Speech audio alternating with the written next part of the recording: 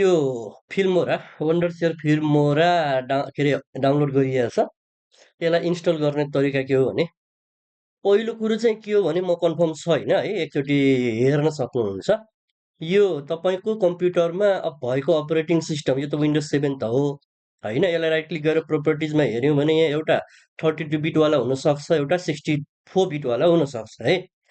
र यो जुन वन्डरसियर तपाईँहरूलाई उपलब्ध गराइएको छ फिल्मोरा, यो चाहिँ 64 बिटका लागि मात्रै हो कि भन्ने मलाई लागेको छ। विन्डोज 7मा कन्ट्रोल प्यानलमा गएँ, कन्ट्रोल प्यानलमा विन्डोज डिफेन्डर भन्ने छ, उयो सेटिङको अप्सनमा गएर यहाँ अप्सनमा जाने, रियल टाइम प्रोटेक्सन अन भइराखेको छ, यसलाई अफ गरिदिने है। यो जुन रियल टाइम प्रोटेक्सन छ यसलाई टिकमार्क हटाइदिने, सेभ गरिदिने है। अब विन्डोज 11मा र 10मा चाहिँ के हुन्छ, स्टार्टमा क्लिक गर्नु भएपछि तपाईँले VIRUS भाइरस भनेर टाइप गरिदिनु। यहाँ भाइरस एन्ड थ्रेड प्रोटेक्सन भन्ने आउँछ होइन। अनि यहाँ भाइरस एन्ड थ्रेड प्रोटेक्सन सेटिङमा म्यानेज सेटिङ भन्नेमा जाने, यो अन भइराखेको हुन्छ क्या होइन। यो अन भइराखेको हुन्छ, यसलाई अफ गरिदिने। यस र नो भन्ने अप्सन आयो भने यस गरिदिनु होला, यो अफ गरिदिनु होला है त, ठिक छ। अब यसलाई इन्स्टल कसरी गर्ने, यसलाई डबल क्लिक गरियो।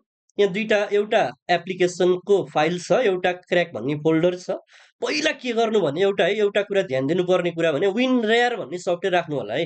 विनरेयर भन्ने सफ्टवेयर छैन भने अलि अप्ठ्यारो हुनसक्छ। यो यस्तो चिन्ह नआइकन अर्कै खालको चिन्ह आइरहेको छ भने यसबाट एक्सट्र्याक्ट नहुन सक्छ है।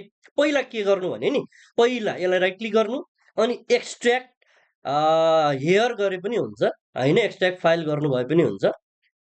यसले पासवर्ड हटाइसकेको रहेछ है, पासवर्ड हटाइसकेको रहेछ। पासवर्ड माग्यो भने पासवर्ड 1 2 3 राख्नु होला। मैले यो पासवर्ड हटाइसकेको रहेछु, तपाईँहरूलाई उपलब्ध गराएकोमा पासवर्ड राखेको छैन होला।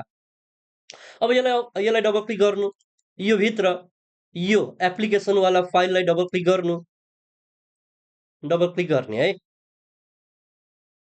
यस्तो आयो, ओके गरिदिनु। यस र नो आयो, यस गरिदिनु।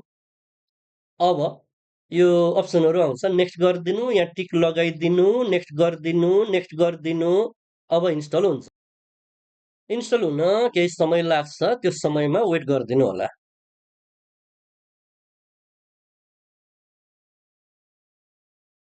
यस्तो आयो, यो जोइनको टिक हटाइदिनु, यो आवश्यक छैन है। यो जोइन भन्ने चाहिँ टिक हटाइदिनु हो। फेरि कता कता पुग्यो, यसलाई बन्द गर्नु है। यो अटोमेटिक नेटमा पुग्यो भने बन्द गरिदिनु, यसलाई टिक हटाइदिनु।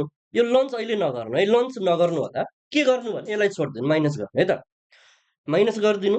अब क्र्याक भन्ने फोल्डर भित्र यो फाइलहरू जुन छ, यो सबै फाइललाई सेलेक्ट गर्नु, कपी गर्नु।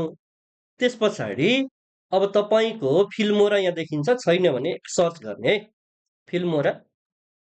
यसलाई राइट क्लिक गरिदिनु, त्यस पछाडि ओपन फाइल लोकेसन गरिदिनु।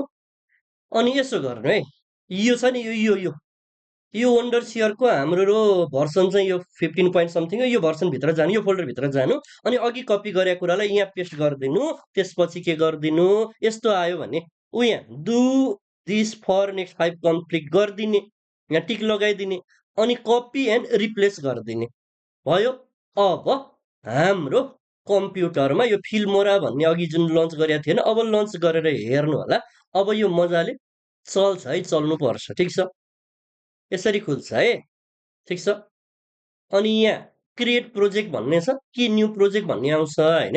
यहाँ न्यू प्रोजेक्ट नभए यता क्रिएट प्रोजेक्ट भन्ने छ, एउटै कुरा। यहाँ न्यू प्रोजेक्टमा जानु, न्यू प्रोजेक्टमा जानु भएपछि फेरि अर्को नयाँ फाइल अथवा नयाँ प्रोजेक्ट ओपन हुन्छ। भिडियोहरू इम्पोर्ट गर्नु छ, इम्पोर्ट गर्नु होला, मजाले इम्पोर्ट गर्न सक्नुहुन्छ, अडियो इम्पोर्ट गर्न सक्नुहुन्छ।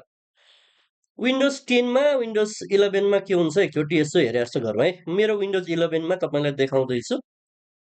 फिल्मोरा स्टार्टमा क्लिक गरौँ, फिल्मोरा टाइप के अरे सर्च गरौँ, यसलाई राइट क्लिक गरेर ओपन फाइल लोकेसन गर्नु।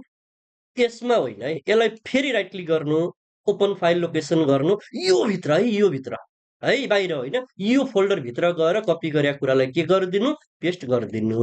यति गरेपछि फिल्मोरा तपाईँको कम्प्युटरमा मजाले इन्स्टल हुन्छ।